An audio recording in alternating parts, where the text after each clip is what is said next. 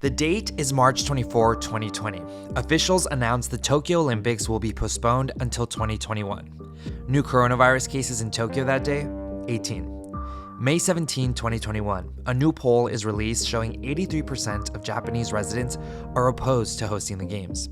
New COVID-19 cases that day, 419. July 28, 2021, the Tokyo Olympics have been underway for a week. New cases that day, 3,177 and climbing. That same day, I headed to Tokyo's Shibuya Crossing, one of the busiest pedestrian crossings in the world, to see how Japanese locals are feeling about the games. A little bit scared. Very happy to have it in Tokyo. Actually, I'm excited, very excited, because it's once in my life. 2 hours after these interviews were recorded, Tokyo would announce it had registered a record high of new cases.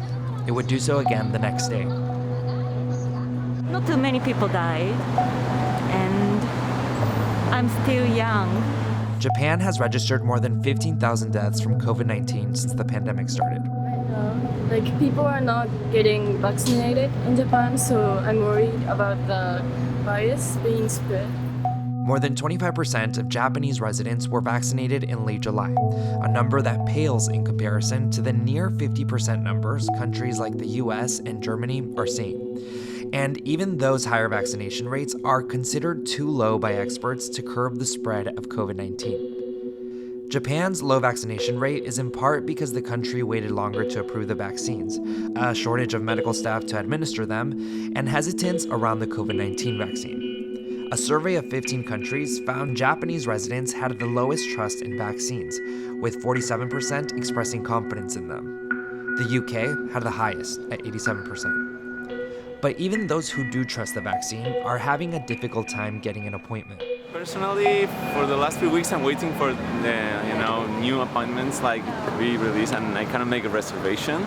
You cannot? So for me, no. I mean, it's very hard. You just need to be there by the minute, and then they run out. But a couple of friends managed to do it, so I think it's hard. But I don't know.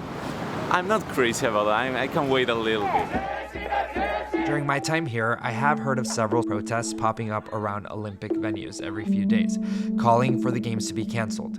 Some of the people I spoke to in Shibuya said they had hoped the games would be canceled before they started. But now that they're underway, most seem to have generally positive attitudes toward them.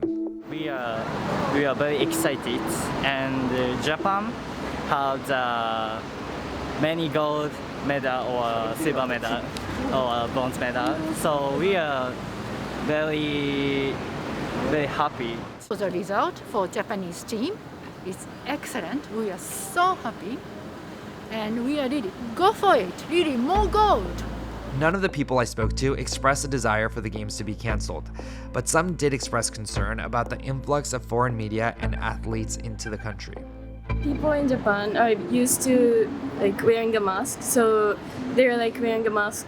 They're always wearing a mask, but I don't know. Foreigners are sometimes not wearing a mask, but I think they're getting vaccinated, so I think I feel fine. This week, the Japanese Prime Minister said the surge in COVID-19 cases is not linked to the games.